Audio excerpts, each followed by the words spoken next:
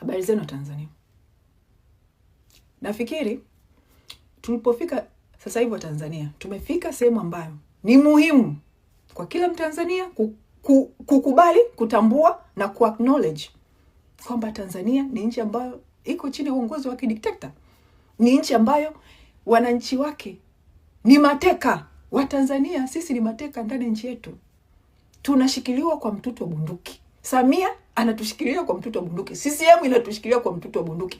There is no any other way ya kujidanganya. Na ngoja niwaambie kitu. Hii system ya ukatili ya kupiga risasi wananchi ya nini ilikuwepo. Miaka yote ilikuwepo. Ni vile wananchi mlikuwa mjawahi kwa challenge kwa maandamano.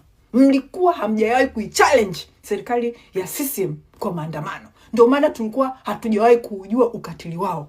Waliuficha ukatili wao miaka yote hii kwa sababu walikuwa hawajawahi kupata upinzani mkubwa hivi wa kuwaondoa madarakani. Ndio maana waliweza kuuficha ukatili wao. Sasa hivi tumewa challenge, tukawavua nguo, wakajionyesha. Na kwa nini nasema uongozi huu ulikuwepo miaka mingi? Samia Suluhu alichokifanya tarehe 29 ni kutoa oda ya wananchi kuuawa. Lakini kilichofanya oda zile zikatekelezwa ni kwa sababu hii ndio system ambayo tayari ilikuwa imeshajengwa.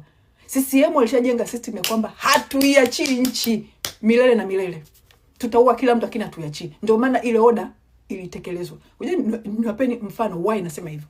Hapa Marekani sasa hivi Donald Trump akitoa oda sasa hivi kwa polisi wa Marekani kwamba watu wanaandamana na Marekani kila siku ni maandamano. Donald Trump akitoa oda kwa polisi wa Marekani, kapigeni risasi wale.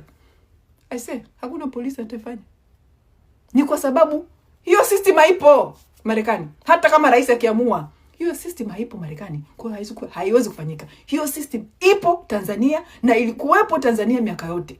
Lakini iliweza kujificha kwa sababu walikuwa hawajawahi kuwa challenged. Walikuwa hawajawahi kuwa challenged.